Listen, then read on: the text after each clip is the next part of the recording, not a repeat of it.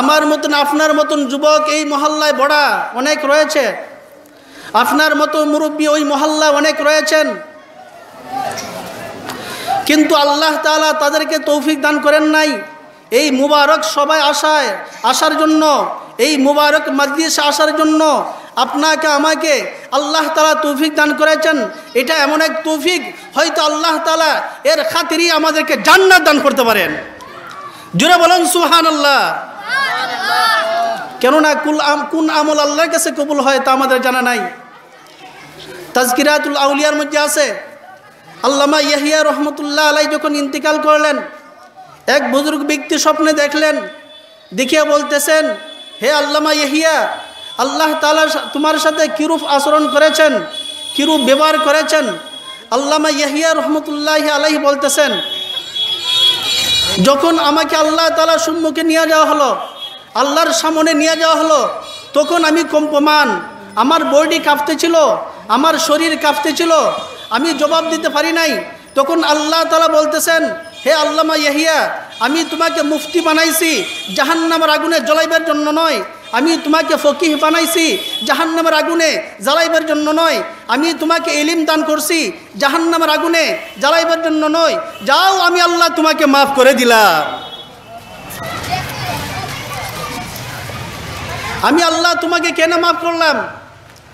তার কারণটা হলো, হে আল্লামা ইয়াহিয়া, একবার তুমি একটা সবাই আমি আল্লাহ তাআলা সুন্দর করে প্রশংসা করেছিলে, এই প্রশংসাটা আমি আল্লাহর কাছে এত ভালো লেগেছিল, আমি এর খাতিরে তোমাকে জান্নাত দান করলাম।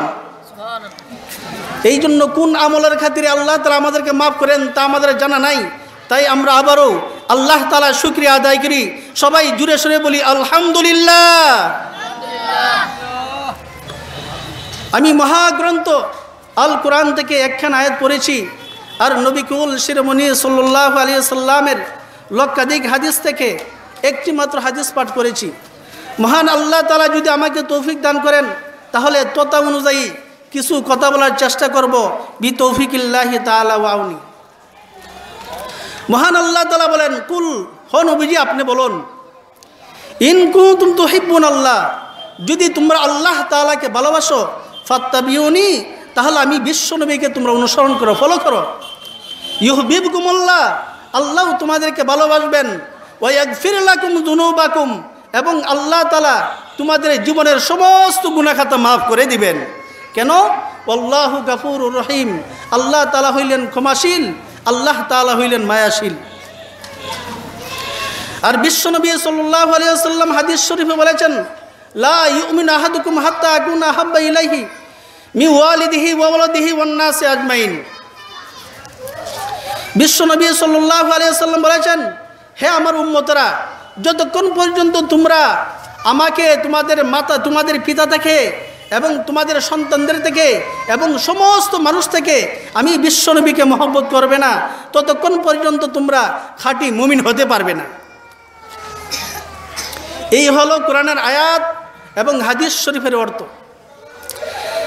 এখন আমরা আস্তে আস্তে তার তাফসীর জানব। তাফসীর শোনার আগে আমরা জানি এই আয়াত আল্লাহ তাআলা কখন অবতীর্ণ করেছেন। একবার মক্কার মুশরিকের দল, কিছু সংখ্যক লোক বিশ্বনবী সাল্লাল্লাহু আলাইহি সাল্লামের কাছে আসলেন। আসিয়া শপথ করে বলতেছেন, আমরা আল্লাহ তাআলা শপথ করে বলতেছি, ওগো নবীজি, আমরা আল্লাহ তাআলাকে ভালোবাসি। তখন আল্লাহ তাআলা এই আয়াত নাজিল করলেন, কি? কুল ইন কুনতুম তুহিব্বুনাল্লাহ ফাত্তাবিউনি ইউহিব্বুকুমুল্লাহ। মহান আল্লাহ তাআলা বলেন, ওগো নবীজি, আপনি ওই সমস্ত লোকদেরকে বলে দেন যে সমস্ত লোকেরা বলে আমি আল্লাহকে ভালোবাসতে চাই।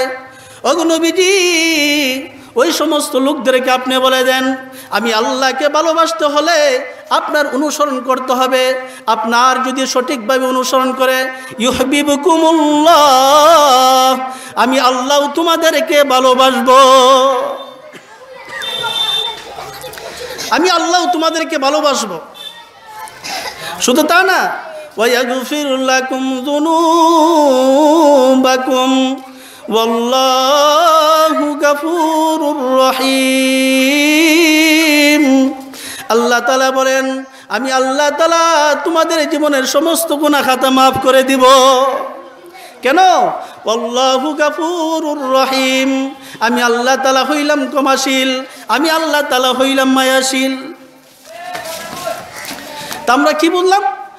আল্লাহ তাআলাকে যদি ভালোবাসতে হয় সর্বপ্রথম বিশ্বনবীকে ভালোবাসতে হবে। বিশ্বনবীকে ভালোবাসলে আল্লাহ তাআলার ভালোবাসা হয়ে যাবে। আল্লাহ যখন ভালোবাসা হয়ে যাবে, আল্লাহ তাআলা আমাদেরকে ভালোবাসবেন। এখন বলুন, ভালোবাসা বলা হয়, মহব্বত বলা হয়। মহব্বত কাকে বলে?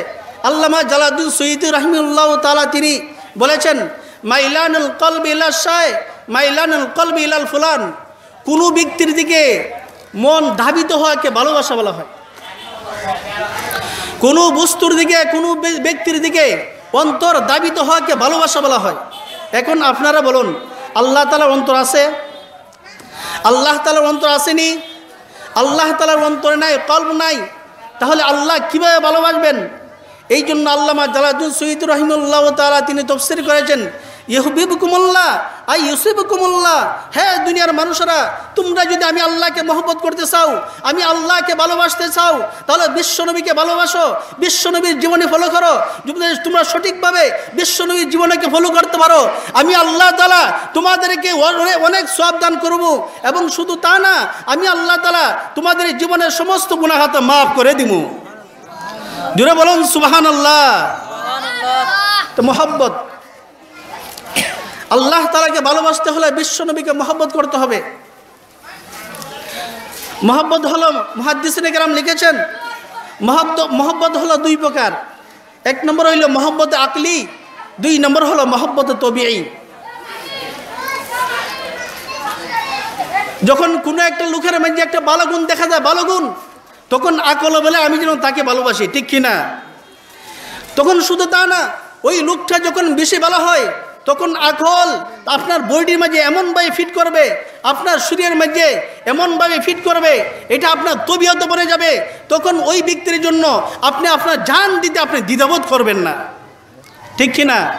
এই জন্য তো সাহাবায়ে কেরাম বিশ্বনবী সাল্লাল্লাহু আলাইহি সাল্লামের জন্য তাদের জীবন বিলীন করে দিয়েছেন, তাদের জীবনকে কোনো কিছুই মনে করেন নাই। তা আপনার আকলে বলবেন ওই লোকটা ভালো থাকে আমি ভালোবাসি, তখন ওই আকলে বলার পর আপনার শরীরের সাথে এমনভাবে মিশবে, আপনার তবিয়তের সাথে, আপনার মেজাজের সাথে এমনভাবে মিশবে, তখন ওই ভালোবাসার জন্য আপনি ওই ব্যক্তির জন্য আপনি জান দিতে দ্বিবোধ করবেন না। এই জন্য তো সাহাবায়ে কেরাম বিশ্বনবীকে সর্বপ্রথম আকল দ্বারা দেখেছেন, ওনার মতন ভালো মানুষ, মহান ব্যক্তি এই দুনিয়াতে নাই।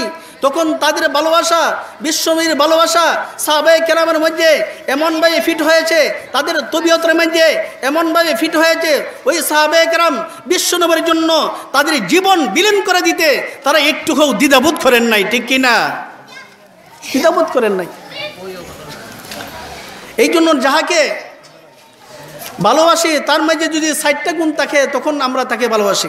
এর মধ্যে একটা হলো জামাল। জামালের কারণেও, জামাল মানে সৌন্দর্যতার কারণেও, কোনো একটা বস্তু বা কোনো লোক যদি সুন্দর হয়, দুনিয়ায় সবাই তাকে ভালোবাসে, ঠিক কিনা?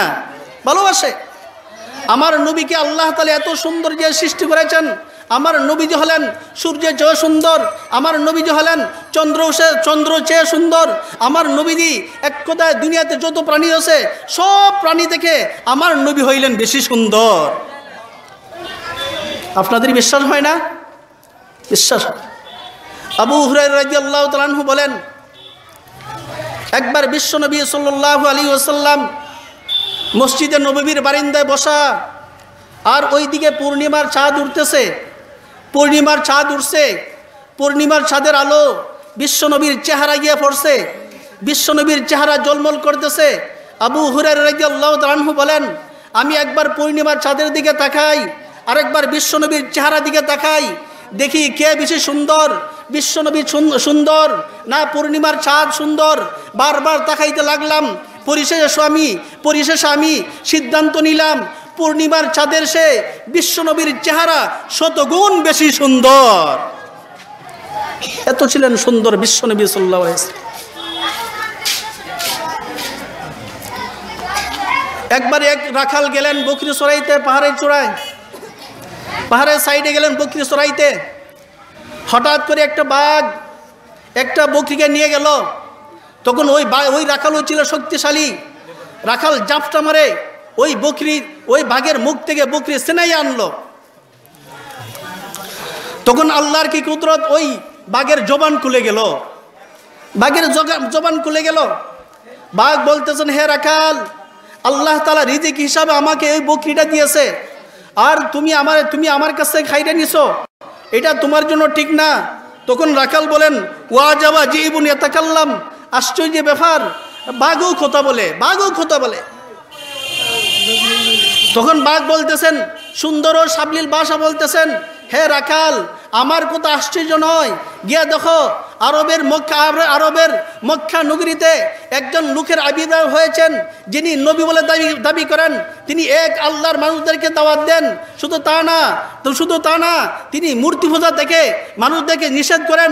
ওই লোকটার কথা হলো আমার কথার চেয়ে বেশি আশ্চর্যজনক।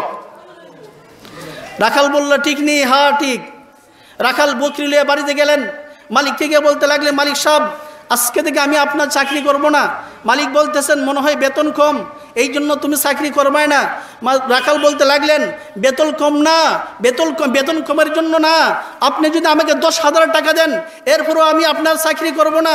আমি শুনেছি মক্কার জমিনে বলি এক ব্যক্তি আবির্ভাব হয়েছেন, যিনি নবী বলে দাবি করেন। তার নাম হলো মোহাম্মদ। তিনি আমাদের বাপদাদার যে মূর্তি পূজা করত, ওই পূজা থেকে তিনি নিষেধ করেন। আমি ওই ব্যক্তিকে গিয়ে দেখব, তাকে আমি দুনিয়াতে থাকতে দেব না। আমি ওই ব্যক্তিকে মারার জন্য আমি যাইতেছি। রাখাল লাঙ্গা তুলোয়ার লইয়া চলতে লাগলো। চলতে যখন কাছে গেল, দেখতে পেলেন বিশ্বনবী সাল্লাল্লাহু আলাইহি ওয়াসাল্লাম একটা খেজুর গাছের নিচে ধুলাবালির মধ্যে বসা। আরে যেই নবীকে সৃষ্টি না করলে আল্লাহ তাআলা এই দুনিয়াকে সৃষ্টি করতেন না, ওই লন্ডনকে সৃষ্টি করতেন না। যেই লন্ডনে যাইবের জন্য আমরা পাগল, যেই আমেরিকা যাইবের জন্য আমরা পাগল, সেই আমেরিকাকে আল্লাহ তাআলা সৃষ্টি করতেন না, সেই লন্ডনকে আল্লাহ তাআলা সৃষ্টি করতেন না, সেই স্পেনকে আল্লাহ তাআলা সৃষ্টি করতেন না। সেই বিশ্বনবীর ওসিলায় আজকে এই সব হয়েছে। সেই বিশ্বনবী ধুলাবালির মধ্যে বসা।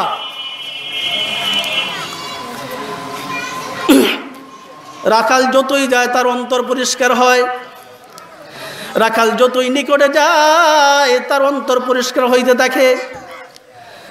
তার অন্তরে যে ময়লা রয়েছে, নাপাকি যে ময়লা রয়েছে, রাখাল যতই কাছে যায় তার অন্তর থেকে ময়লা পরিষ্কার হইতে থাকে। একবারে যাইতে যখন একবারে পাশে গেল, তখন চিন্তা করলো, এত সুন্দর চেহারা, এই চেহারা মৃত্যু হইতে পারে না। এই চেহারা এত সুন্দর চেহারা, উনি এই শয়তানের চেহারা হইতে পারে না। নিশ্চয়ই ইনি হবেন আল্লাহর এক বিশেষ মানুষ, আল্লাহর এক মহান ব্যক্তিত্ব হবেন।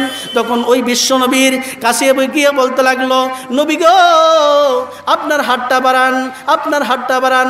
বিশ্বনবী হাতটা বাড়াইলেন, বলতেছেন, আমাকে কলিমা পড়ান, আমি মুসলমান হয়ে যাব। তখন ওই রাখাল সাথে সাথে কলিমা পড়ে মুসলমান হয়ে গেল।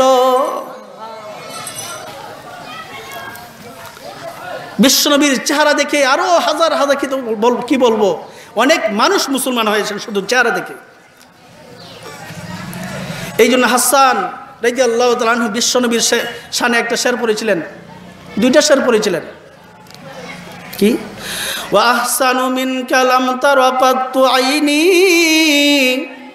ওয়া আজমালু মিনকা লাম তালিদিন নিসাউ ওয়া আহসানু মিনকা লাম তারাকাতু আইনি ওয়া আজমালু মিনকা লাম তালিদিন নিসাউ খুলিকতা মুবাররান মিন কুল্লি আইবিন কান্নামা খুলিকতা কামা তাশাউ। ও বিশ্বনবী সাল্লাল্লাহু আলাইহি ওয়াসাল্লাম, মহান আল্লাহ পাক রব্বুল আলামিন আপনাকে এত সুন্দরভাবে সৃষ্টি করা হয়েছেন, আপনাকে, আপনার চেহারাকে এত সুন্দরভাবে আল্লাহ তাআলা সৃষ্টি করেছেন, আপনার বডিকে মহান আল্লাহ তাআলা এত সুন্দরভাবে সৃষ্টি করেছেন। ওই দুইটা চোখ দ্বারা এমন ব্যক্তি তো আমি দেখি নাই।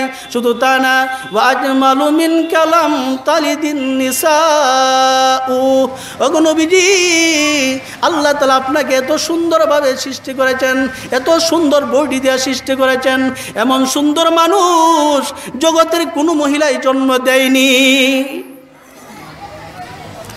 খুলিকতা মুবাররাআন মিন কুল্লি আইবিন কান্নামা খুলিকতা কামা তাশাউ। ওগো বিশ্বনবী সাল্লাল্লাহু আলাইহি ওয়াসাল্লাম, আপনাকে আল্লাহ তাআলা এমনভাবে সৃষ্টি করেছেন, আপনার শরীরের মধ্যে কোনো ধরনের খুঁত নাই, আপনার চোখের মধ্যে কোনো খুঁত নাই, আপনার নাকের মধ্যে কোনো খুঁত নাই, আপনার চেহারার মধ্যে কোনো খুঁত নাই। এক কথায় মহান আল্লাহ তাআলা আপনাকে সব ধরনের খুঁত থেকে, সব ধরনের ত্রুটি থেকে মুক্ত করে আল্লাহ তাআলা সৃষ্টি করেছেন। কান্নামা খুলিকতা কামা তাশাউ, যেন মনে হয় আপনি যেমনিভাবে আল্লাহর কাছে চেয়েছিলেন আল্লাহ ঠিক তেমনিভাবে আপনাকে সৃষ্টি করেছেন। ইনি হলেন বিশ্বনবী সাল্লাল্লাহু আলাইহি ওয়াসাল্লাম। এমনকি বিশ্বনবীর স্ত্রী আয়েশা সিদ্দিকা রাদিয়াল্লাহু তাআলা আনহা তিনিও নিজে বিশ্বনবীর শানে গান গাইছেন। কি গান? লানা শামসুন ওয়ালিল আফাকে শামসুন ওয়া শামসুন লানা তাতলু বাদা ফজরি ওয়া শামসুল আফাক ওয়াশামসুল আফাকে তাতলু বাদা ফজরি ওয়াশামসুল লানা তাতলু বাদা ইশাই। লানা শামসুন ওয়ালিল আফাকে শামসুন ওয়াশামসুল আফাকে তাতলু বাদা ফজরি ওয়াশামসুল লানা তাতলু বাদা ইশাই।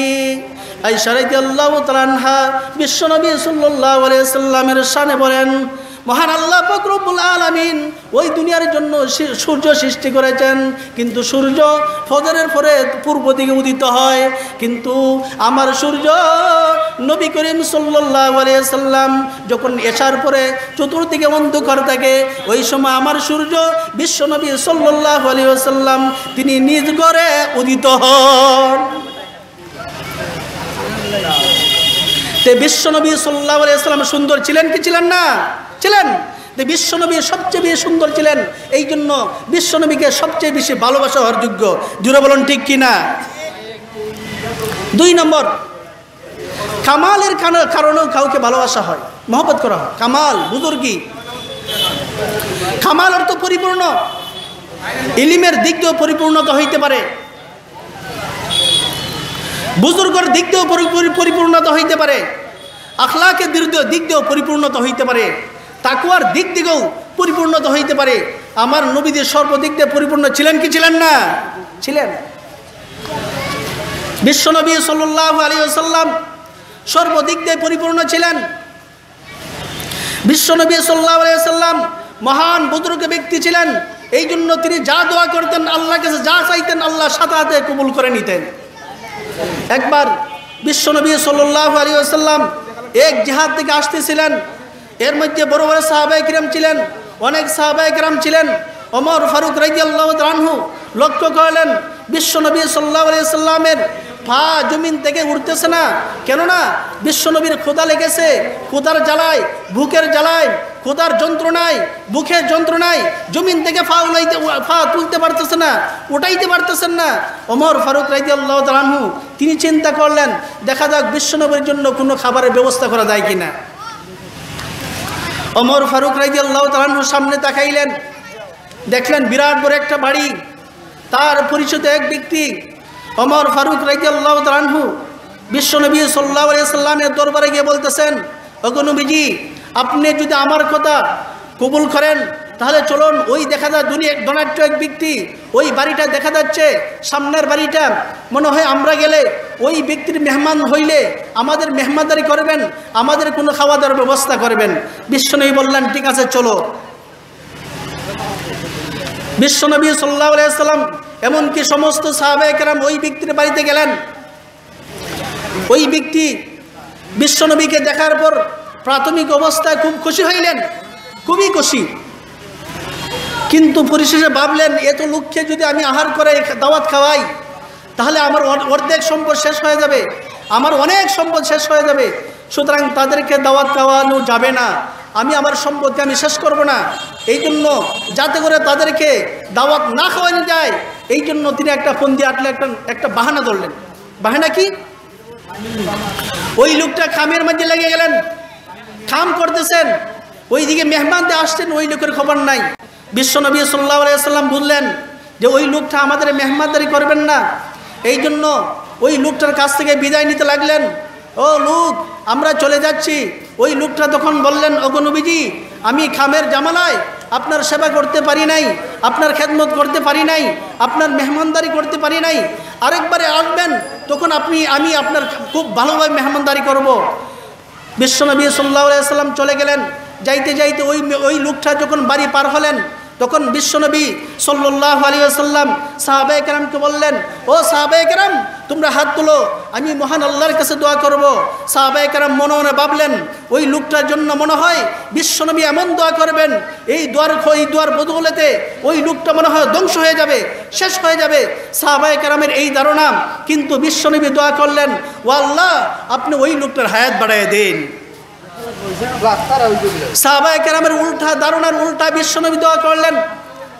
সাহাবায়ে কেরাম আশ্চর্য হয়ে গেলেন, আমরা কি ভেবেছিলাম আর বিশ্বনবী কি দোয়া করলেন। সাহাবায়ে কেরাম আর জিজ্ঞাসা করেন নাই, চলতে লাগলেন। হঠাৎ করে এক বিধবা মহিলা দেখলেন বিশ্বনবীর পা জমিন থেকে উঠতেছে না, ক্ষুধার জ্বালায় উঠতেছে না। ওই বিধবা মহিলা বলতে লাগলেন, আমার তো স্বামী নাই, ছেলে সন্তানও নাই, কোনো জমিনও নাই, কোনো সম্পদও নাই, মাত্র একটা দুম্বা আছে, একটা মাত্র পানি দুম্বা, ওই দুম্বাটা আমি জবা করে বিশ্বনবীকে দাওয়াত খাওয়াইব। এই বিধবা মহিলা বিশ্বনবীর সামনে গেলেন, গিয়ে বলতেছেন, ওগো নবীজি, আপনার যদি দয়া হয়, মায়া হয়, আপনি যদি আমার দাওয়াতকে কবুল করুন, তাহলে আমার সাথে চলুন, আমি আপনাদের সবাইকে আমি দাওয়াত খাওয়াইব।